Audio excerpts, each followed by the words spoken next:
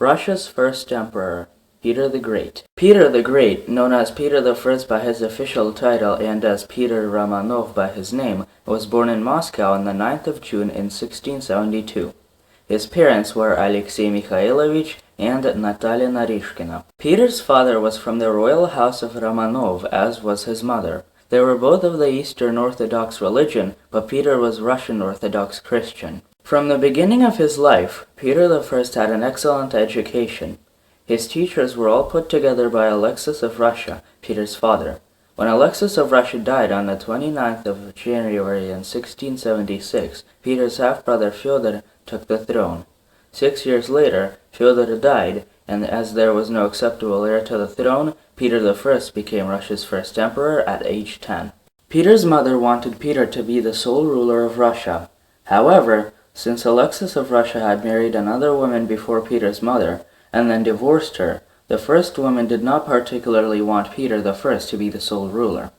Sofia Alexeyevna, one of the woman's daughters, led a rebellion with Russia's elite military force, the Streltsy, which successfully forced Peter and his mother to do what Sofia said.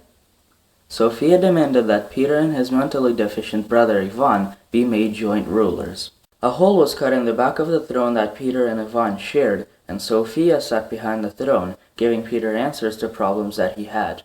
Meanwhile, Peter was learning on his own, teaching himself how to build ships and to sail, how to train soldiers, and anything he could find about military education. He also appreciated math and talked to many mathematicians. By 1689, however, Peter wanted to take power away from Sofia. Sofia learned of his plans and decided to lead another attack with the Streltsy. This time the attack would be an attack within the city, which the Streltsy did by stirring up dissent among the people. Peter escaped to a monastery, and with followers who believed that he would win the fight, he defeated Sofia in the Streltsy. He then forced Sofia to give up any royal status she had. Meanwhile, Peter's mother did not like that Peter was not marrying and decided to get him a wife. The arranged wife was Eudoxia Lopukhina, and the arranged date was 1689. However, Peter did not like his wife, and 10 years after the marriage forced her to become a nun, ending the engagement. Peter's mother Natalia still controlled the Empire of Russia, as she made the orders. Then, in 1694, Natalia died, leaving Peter to share the throne with his brother Ivan. Ivan also died in 1696, finally making Peter the ruler of the empire. As ruler of Russia, Peter the First made huge reforms to the military, navy, and government of Russia. People were not always happy about the changes he made, and some rebelled, but Peter the First simply crushed the rebels. To create a strong naval power, Peter the First had to get more naval ports. The only naval port Russia had at the time was at the White Sea in Arkhangelsk. Peter decided to take over the Ottoman port in the Black Sea and made an agreement with Poland that Russia would receive the city of Kiev and in turn would fight the Ottomans. Peter primarily wanted to get the fortress of Azov near the Don River. Military attacks failed against the fort, and Peter returned to Russia with a better tactic in mind: strong naval attacks.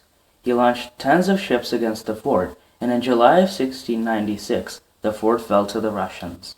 However, Peter knew that if the Ottoman Empire were to launch an attack on Russia, Russia would not be able to defend well enough, and in 1697 he traveled to Europe attempting to make allies against the Ottoman Empire.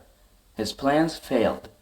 Europe was not concerned about the Ottoman Empire, and the two most important countries he tried to ally with, France and Austria, had more pressing business on their hands. Even though the trip was a failure, Peter the First also visited a lot of famous European cities and learned about their customs, technology, and most importantly, weapons.